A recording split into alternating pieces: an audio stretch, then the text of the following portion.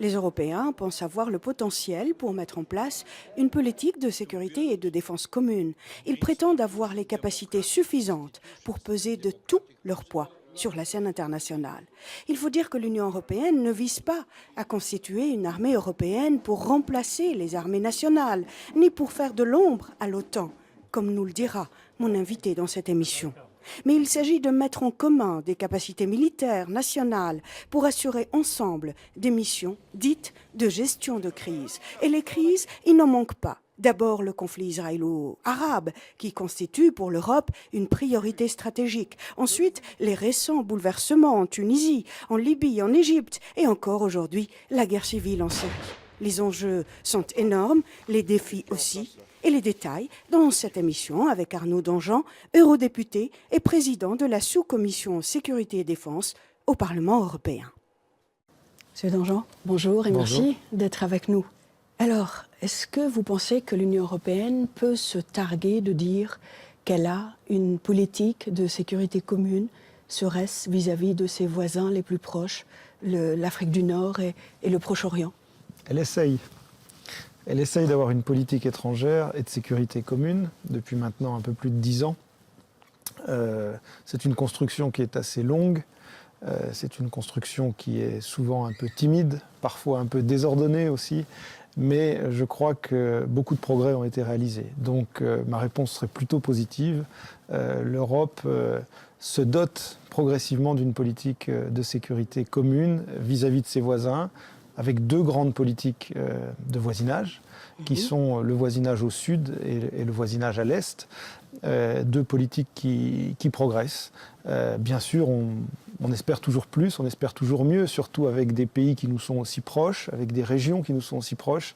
Mais travailler à 27 dans le domaine de la politique étrangère, c'est pas toujours simple. Dans la politique de défense, encore moins simple. Donc je crois qu'il faut être un peu indulgent et considérer les étapes positives. Alors cette politique, si elle existe, elle n'est pas vraiment encore appliquée alors? C'est une politique qui dépend toujours des États. Bien sûr, on a communautarisé, comme on dit ici, beaucoup de choses, dans les aides en particulier, dans les aides financières, dans les programmes qui sont mis en œuvre. Mais effectivement, il y a encore beaucoup de domaines dans lesquels les États restent souverains, maîtres de leur choix. Et la difficulté, en fait, tient aux priorités pour un certain nombre d'États. Et c'est vrai que, étant français, je vois très bien la priorité que doit constituer pour nous la politique de voisinage au sud, la politique euro-méditerranéenne. C'est sans doute un peu moins vrai pour des collègues des pays nordiques ou des pays de l'Europe orientale. Donc c'est cette difficulté-là qu'on doit surmonter. Et Monsieur Danjean, comment est-ce que... qu'est-ce qui fait que réellement, globalement, cette politique de sécurité et de défense commune peine à émerger? Vraiment. C'est ce que je vous ai dit, c'est-à-dire le fait que traditionnellement, depuis des siècles, la politique de défense, la politique de sécurité, c'est vraiment de la responsabilité des États. Et parce que finalement, ultimement, ce que vous décidez en matière de politique de défense, c'est d'envoyer vos concitoyens au combat. La fin des fins, si vous voulez, quand vous décidez en matière de politique de défense, c'est peut-être pour des interventions militaires. Et donc, évidemment, la décision reste aux États. C'est les États qui engagent la vie de leurs ressortissants. Et donc, il y a toujours une difficulté à coopérer à 27. Mais je crois que malgré tout, de plus en plus, les États européens ont conscience qu'il faut faire les choses ensemble. Parce que d'abord, très peu d'États européens ont la possibilité d'agir seuls, très peu. En matière de défense, sans doute la France, la Grande-Bretagne, mais guère plus. Parce que les contraintes budgétaires sont considérables, les contraintes matérielles sont considérables. Et puis parce que maintenant, y compris les militaires dans tous nos pays européens, ils ont pris l'habitude de travailler dans des forces multinationales.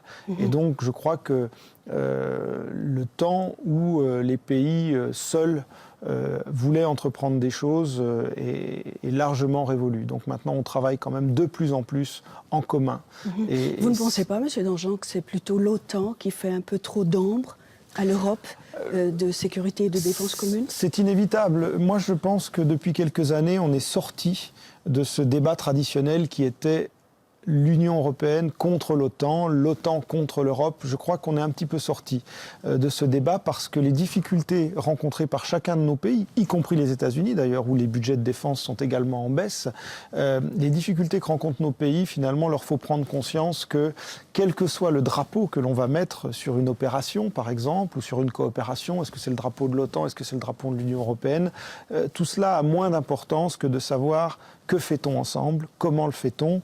Le label qu'on va donner est peut-être moins important. On l'a vu notamment dans les dernières crises, je pense notamment à l'intervention en Libye, où c'était l'OTAN, mais c'était une OTAN très européenne qui est intervenue, avec les États-Unis qui ont joué un second rôle, ce à quoi on n'était pas habitué. D'habitude, on avait l'habitude que quand on dit OTAN, c'était OTAN égale États-Unis. Maintenant, c'est plus tout à fait le cas. Il y a une répartition des rôles un peu différente qui peut se faire.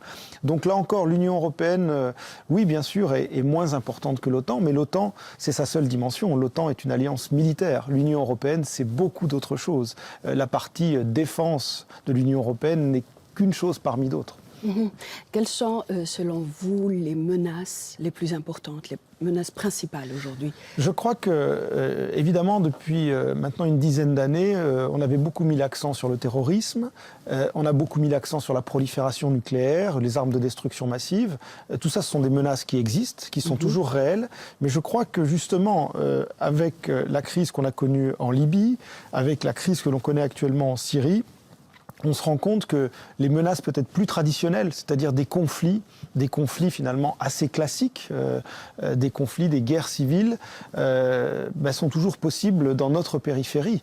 On avait cru avec la fin des guerres en Yougoslavie à la fin des années 90 que tout ça c'était des choses un peu anciennes. On redécouvre aujourd'hui que oui, il y a des menaces transversales, il y a des menaces un peu sophistiquées de prolifération nucléaire ou autre, mais on a toujours la menace de conflits régionaux qui peuvent s'étendre, qui projettent de l'instabilité, qui créent bien sûr des souffrances énormes sur place, mais qui créent aussi, qui peuvent créer des vagues migratoires, des contre-effets terroristes, qui peuvent créer de l'instabilité tout autour. Et donc, je crois que l'Union européenne doit aussi réfléchir à des menaces de type plus conventionnel.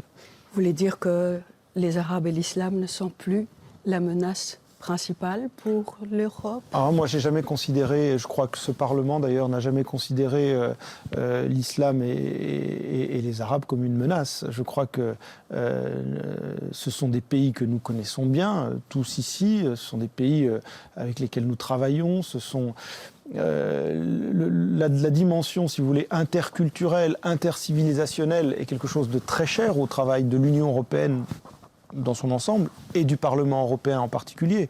Donc je ne crois pas pour ma part au choc des civilisations, au clash des civilisations. C'est une théorie à laquelle je ne crois pas. Déterminer les civilisations par rapport à des référents uniquement religieux, à mon avis, n'a pas de sens. Et nous voyons bien que au sein de chaque civilisation, il y a des conflits, il y a des crises, il y a des tensions. Regardez en Europe, nous avons des tensions entre nous qui vont parfois jusqu'au conflit. Regardez dans les pays arabes, il y a des tensions qui sont d'un autre ordre qu'un ordre religieux. Au sein même de l'islam, on a des tensions entre le chiisme et le sunnisme. Donc je ne crois pas à ces grands amalgames. Je crois que c'est une dérive extrêmement dangereuse et considérer un groupe comme une menace, qu'il soit groupe religieux, groupe ethnique comme une menace, ça serait vraiment des raccourcis extrêmement dangereux et très contre-productifs. Quelle a été votre réaction par rapport à l'actualité, donc par rapport à ce film qui a provoqué tant de... Que je n'ai pas vu. Je crois que malheureusement, nous avons à faire face à deux types d'instrumentalisation. Nous avons eu... visiblement donc des individus, des groupes chrétiens radicaux, anti-islamiques qui ont fait un film caricatural hors de propos, mais ça représente une petite minorité de gens, très petite minorité. Et puis nous avons eu en réaction des groupes qui ont instrumentalisé aussi évidemment ce film et les réactions qu'il provoque. Donc je crois que dans les deux cas, on a affaire à des gens qui sont irresponsables, des gens qui instrumentalisent les préjugés, les haines, mais que l'immense majorité, que ce soit dans le monde occidental ou dans le monde islamique, musulman, l'immense majorité des gens ne se sent pas concernés par ce type de caricature. Je sais que vous définissez, vous, les conflits ou les crises comme des crises subies et créées. Donnez-moi un exemple d'une dernière crise créée. Une crise créée. Je ne sais pas où est-ce que vous avez vu cette différence de crise créée. Je ne comprends pas très bien Je suis votre actualité. Oui. Hein, donc, lors d'une conférence, vous avez parlé de crise subie, comme la crise, le printemps arabe, en fait, la crise en Libye, c'est une crise subie. Les Occidentaux ou l'Europe n'a rien fait. Oui, d'accord. Oui, c'est une crise à laquelle on réagit. C'est une crise à laquelle on réagit. De crises créées, les crises créées, on a eu l'Irak, bien sûr. L'Irak a été une intervention, une aventure militaire créée qui ne se justifiait pas et qui ne répondait à aucun impératif stratégique. La guerre en Libye a été une crise subie, c'est-à-dire que personne n'a suscité cette guerre, sinon les tensions internes à la Libye. Donc voilà la différence qu'on peut faire. Et je crois qu'effectivement, l'Europe doit faire attention à tout ce que j'appellerais, moi, l'aventurisme unilatéral qu'on a pu connaître, effectivement, dans certaines régions du monde. Je pense à l'Irak. Il faut faire attention, on pense évidemment à l'Afghanistan, il faut faire attention entre la partie, effectivement, une intervention qui était légitime, initialement, en 2001, et qui a été soutenue par les Nations Unies, qui a été soutenue par un grand nombre de pays. Il faut faire attention à ce que ces interventions militaires restent des interventions militaires limitées, approuvées par les populations, approuvées par le système international. Dès lors qu'on s'écarte de ce système d'approbation, on perd en légitimité. Et quand une intervention militaire n'apparaît plus légitime, alors là, on crée des ressentiments et je pense que le remède est pire que le mal. Et vous pensez que l'Europe a les moyens de réagir selon que la crise est créée ou subie? Alors, pour une crise créée, j'allais dire, la doctrine de l'Union européenne, si on peut parler de doctrine, c'est peut-être un peu ambitieux encore, mais la doctrine de l'Union européenne, c'est vraiment de n'intervenir que sous le couvert d'une résolution des Nations Unies. Donc, ça, si vous voulez, ça doit prémunir l'Union européenne contre tout aventurisme, toute velléité de suivre une aventure unilatérale. L'Union européenne ne peut pas s'engager dans ce genre de démarche. En revanche, de mon point de vue, l'Union européenne doit être prête à faire face à des crises qui se déclenchent à sa périphérie et qui affectent sa sécurité. C'était le cas, je pense, dans le cas de la Libye. Et je pense c'est le cas aujourd'hui par rapport à l'Afrique subsaharienne? Je pense que c'est une question qui se pose. Les AQMI, comment réagit l'Europe par rapport à cette crise? Je pense que c'est une question, c'est sans doute, de mon point de vue, je pense que l'Europe a un défi majeur dans cette partie de l'Afrique qu'elle a longtemps négligée en tant qu'Europe. Il y a des pays qui s'y intéressent. La France s'y est toujours intéressée, l'Espagne, peut-être les pays d'Europe du Sud un peu plus. Je crois que pour l'Union européenne, le principal défi de sécurité aujourd'hui, c'est effectivement cette région de l'Afrique, cette région sahélienne, où nous avons une concentration de phénomènes extrêmement inquiétants, terroristes, bien sûr, vous avez parlé de AQMI ou d'autres groupes, mais également criminels. On sait que ce sont des routes de la drogue, ce sont des routes également de migration illégale, de traite des êtres humains, de trafic d'armes, et je pense que c'est une région qui ne déstabilise pas seulement les États sahéliens, mais qui peut projeter cette instabilité. Je pense que l'Europe doit être prête à faire face à ces défis. Et c'est pour ça que nous plaidons pour une stratégie qui soit ambitieuse pour le Sahel, mais qui ne soit pas uniquement une stratégie militaire d'ailleurs, ou de sécurité. Ce n'est qu'une petite partie de ce qu'il faut faire pour aider ces pays. Vous parlez de drogue. La drogue, pour finir, elle ne vient plus d'autres pays habituels, mais c'est plutôt l'Afrique. Et on a tendance à l'oublier? Je crois qu'on mesure mal à quel point on est prisonnier peut-être de schémas qui sont un petit peu datés. Et je crois qu'on n'a pas pris la pleine mesure, les 27 n'ont pas pris la pleine mesure de cette zone qui va du golfe de Guinée jusqu'aux côtes d'Afrique du Nord et donc d'Europe, puisque dès qu'on parle d'Afrique du Nord, moi je considère qu'on touche le continent européen. Et cette zone-là est une zone de grande instabilité sur le plan criminel, notamment des trafics, des réseaux de drogue, d'armes, mais également d'exploitation des êtres humains. Et je pense que c'est un défi que l'Europe doit relever. Mmh. Vous disiez tout à l'heure que le terrorisme, il y a d'autres formes de terrorisme. Vous ne pensez pas que les crises économiques et financières qu'on connaît aujourd'hui, des deux côtés de la Méditerranée, ne sont pas aussi une forme, j'allais dire, exagérée de terrorisme dans la mesure où ils impliquent ce genre de situation? Cette instabilité, cette crise financière et économique que nous connaissons, elle a comme répercussion immédiate, évidemment, de créer des déséquilibres sociaux. Des déséquilibres sociaux et donc des sentiments d'injustice sociale, de frustration économique et sociale, parfois même, j'allais dire, des désordres alimentaires. On a vu il y a quelques années des émeutes de la faim en Égypte, on en a vu notamment. Tout ça, effectivement, tout ce qui suscite de l'instabilité, des fragmentations des sociétés, des ressentiments au sein des sociétés. Vous avez des sociétés plus fragiles que d'autres, qui sont dans des phases de transition, et ça vaut effectivement pour certaines sociétés arabes. Et on peut craindre, malheureusement, que ces faiblesses soient utilisées par des groupes idéologiques, voire des groupes violents. Les solutions Les solutions, c'est que l'Union européenne apporte à ces pays des partenariats qui soient globaux.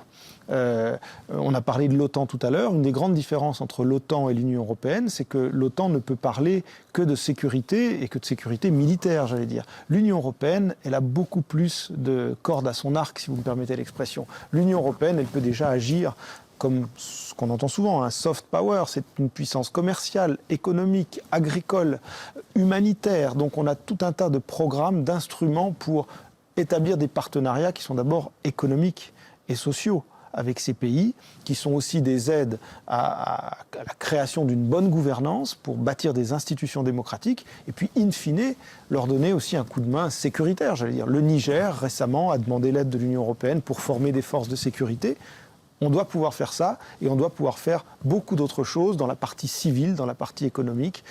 C'est le défi que nous avons à relever. L'Union européenne est un des rares acteurs sur la scène internationale qui peut offrir toute cette palette d'instruments pour aider les pays, nos voisins, à surmonter leurs difficultés, qui sont des difficultés immenses parce que les défis sont immenses. Justement, vous évoquiez l'Égypte. L'Égypte est un enjeu majeur pour l'Europe ? L'Égypte, pour moi, est la clé.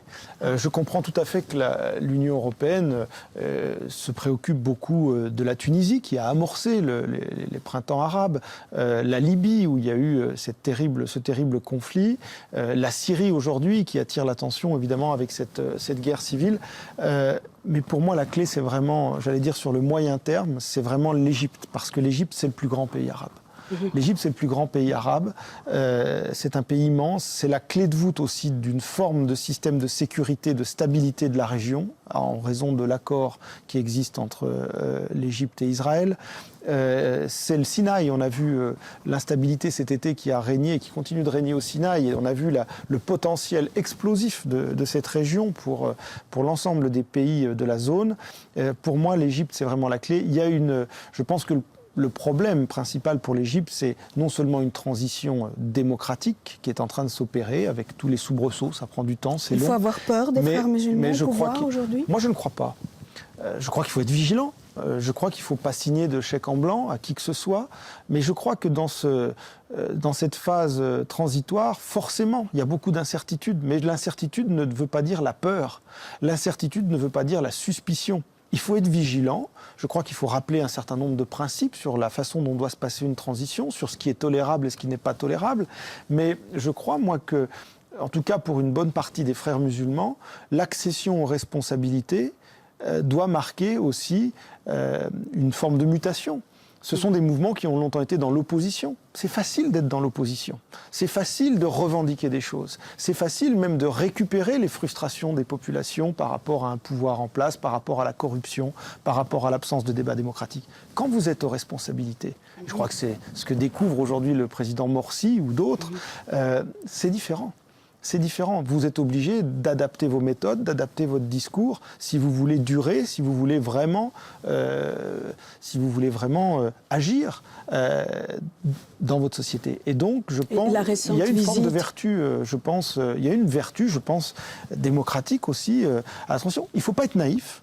Je pense qu'il faut être ni naïf, ni trop suspicieux. Je crois qu'il faut être vigilant, responsable, mais on ne peut pas jeter la suspicion comme ça sur les nouveaux responsables qui ont émergé à la faveur de ces révolutions.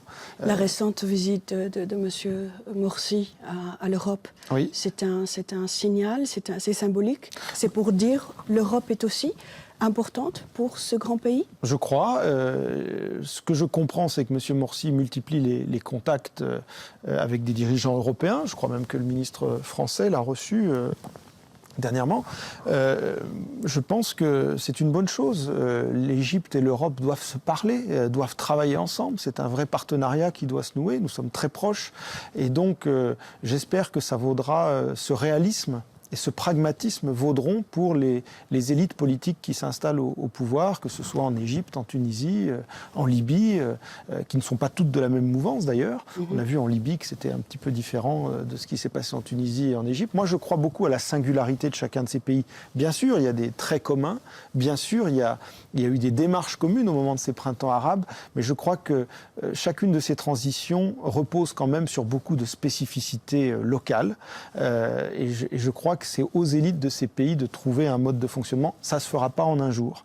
Ces transitions démocratiques, vous savez, en France, on a mis plus d'1 siècle et demi avant d'avoir des régimes politiques stables. On est passé par toutes sortes d'étapes tumultueuses. Donc, il serait très naïf et complètement irréaliste de croire que tout va aller mieux du jour au lendemain. Moi, je plaide pour la responsabilité, la vigilance aussi, mais ni de la naïveté, ni de la suspicion exagérée. Encore un mot par rapport à l'Égypte. Un autre voisin, la bande de Gaza. Oui. Oui, c'est une situation qui ici nous préoccupe beaucoup. On n'en parle plus parce qu'il y a d'autres événements. Mais oui, je me suis rendu moi-même, alors pas dans la bande de Gaza. Ils sont toujours sous embargo total. Je me suis rendu en Israël et en Palestine cet été avec une délégation de parlementaires. Nous avons pu visiter l'autorité palestinienne. Nous sommes allés à Ramallah, nous sommes allés à Bethléem, à Jéricho. On a pu mesurer effectivement le désarroi de responsables palestiniens et de la population palestinienne qui, c'est une ironie cruelle de l'histoire, qui, à cause, j'allais dire, des printemps arabes, ont vu leur cause, j'allais dire, reléguée au 2e plan, voire au 3e plan. On parle de la Syrie, on parle de la transition en Égypte, on parle de la Libye, et on ne parle plus de la Palestine.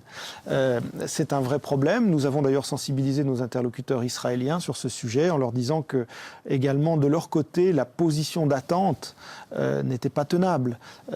Il faut prendre des initiatives, il faut pas avoir peur, il faut s'engager. Est-ce qu'il ne serait pas temps de lever l'embargo aujourd'hui ? La situation Gaza est compliquée. J'allais dire, les Palestiniens que nous avons comme interlocuteurs eux-mêmes le reconnaissent. Il est quand même difficile d'appréhender, si vous voulez, une normalisation de relations avec un mouvement comme le Hamas. Là, je crois que malheureusement, il y a quand même un certain nombre d'obstacles qui subsistent. Et donc, mais la levée de l'embargo, oui, bien sûr. Vous savez d'ailleurs que l'Union européenne avait une mission à Rafah pour le poste frontière et que nous souhaitons, nous insistons auprès des Israéliens d'ailleurs pour pouvoir jouer un rôle, pour aider à la réouverture progressive du commerce et de l'acheminement d'aide à Gaza. C'est une situation extrêmement compliquée. Je crois que malheureusement, effectivement, le maintien de Gaza dans cette situation ne profite à personne. Les autres voisins, la crise syrienne en l'occurrence, vous pensez que l'actuel M. Brahimi, est-ce que sa mission n'est pas perdue d'avance ? Elle sera compliquée. Je crois que personne n'en doute, lui-même le premier d'ailleurs.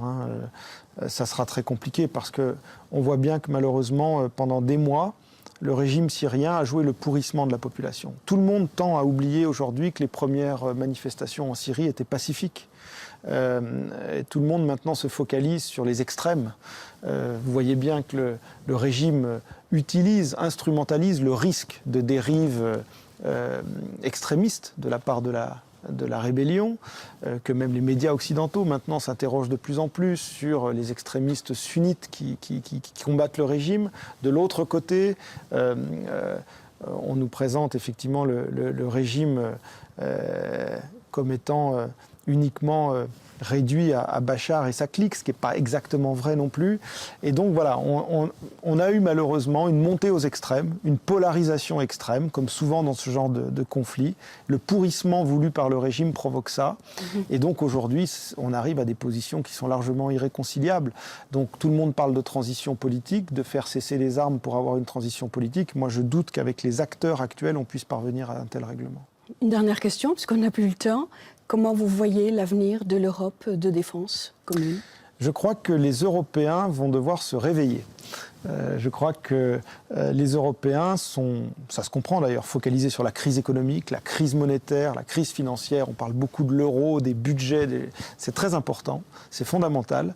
Mais je crois que les Européens auraient tort de croire que le confort qu'ils connaissent depuis maintenant 70 ans, une paix qui dure et qui dure grâce à la construction européenne, que cette paix-là ne les oblige pas à certains efforts. Il faut que les Européens se réveillent et considèrent que la défense, c'est un sujet important, c'est un sujet sérieux et c'est un sujet qu'il faut traiter à 27 parce qu'un pays européen tout seul maintenant ne pèse plus grand-chose dans le monde que nous connaissons. Monsieur Danjean, merci d'avoir été avec nous. Merci. Madame, monsieur, cette émission s'achève. Merci de l'avoir suivie. Je vous retrouve dans 2 semaines, à la même heure et sur la même chaîne, bien sûr. Au revoir.